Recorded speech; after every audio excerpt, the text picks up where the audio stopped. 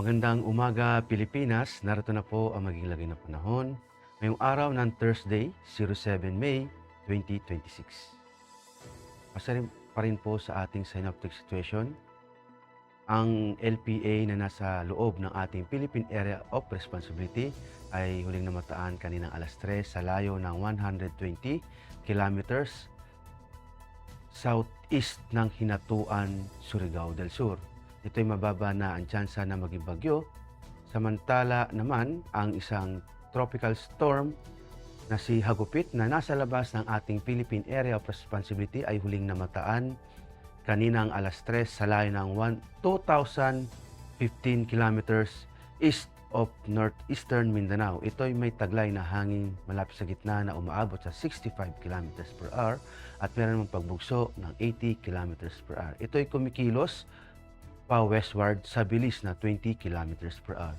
Ang nasabing tropical storm na ito ay posibleng pumasok ng ating Philippine Area of Responsibility sa mga susunod na araw at ito'y pangangalanang locally named na Kaloy, ang pangatlong bagyo na pumasok sa ating Philippine Area of Responsibility.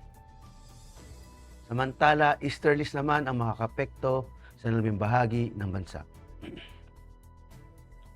At para naman sa General Area Forecast, dulot nga ng LPA, ang eastern section ng Visayas, central section ng Visayas at Negros Island ay makakaranas ng maulap na kalangitan na may kalat-kalat na pag-ulan, pagkidlat at pagkulog.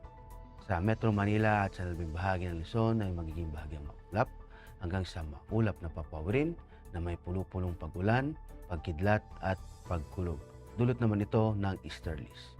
Dulot nga ng LPA ay makakaranas ng maulap na kalangitan na may kalat-kalat na pag-ulan, pagkidlat at pagkulog sa buong Mindanao. At para naman sa flight level wind chart, makikita natin sa 925 hectopascal ang lakas ng hangin sa may Southern Luzon, Visayas at sa northern part ng Mindanao ay aabot ng 36 at may pagbugso ng 54 kilometers per hour. At pagdating naman dito sa 850 hectopascal, sa Northern Luzon ay maging variable winds na abot ng hanggang 18 kilometers per hour.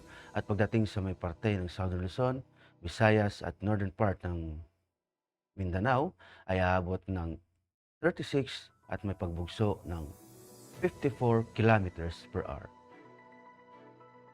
At pagdating naman sa 700 hectopascal, makikita natin na sa Northern Luzon ay merong anticyclonic circulation. At pagdating naman dito sa Southern Luzon, Visayas at sa parte ng Northern Mindanao ay aabot ang lakas ng hangin sa 36 to 54 kilometers per hour. At pagdating naman dito sa 500 hectopascal, meron pa ring anticyclonic sa may Luzon at pagdating sa Visayas at Mindanao ay aabot ang lakas ng hangin ng 36 to 54 kilometers per hour. At para naman sa impact to flight operations, dulot nga ng LPA ang Central Luzon, Central Visayas, Eastern Visayas, Negros Island, Caraga, Davao at Zamboanga Peninsula. Ang main hazard nito ay yung developing circulation na magdudulot ng maulap na kalangitan at mga variable winds. Ang impact nito sa rotary ay yung visual flight rules na operation may restrict due to variable surface wind and reduced visibility, expect light to moderate turbulence. Sa fixed wing naman, intermittent rain under cloudy skies may cause minor delays. Instrument flight rules approaches likely. Sa Metro Manila at sa labing bahagi ng bansa, dulot nga ng easterlies, ang main hazard nito ay warm and humid air from Pacific na nag-enhance sa mga convective activities. Ang impact nito sa rotary, localized thunderstorms, and light turbulence may briefly affect operations, especially sa inland, lalong-lalo sa hapon. Sa fixed wing naman, generally fair with possible isolated cumulonimbus, causing short-term delays or turbulence.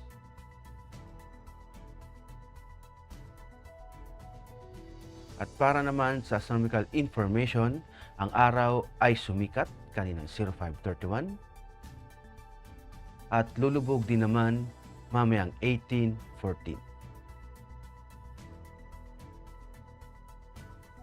Para naman sa moon illumination, meron tayong 72%. At para nga manatiling updated sa lagay at pagtayo ng panahon, i-follow lamang ang Air Force Weather Center sa mga social media accounts.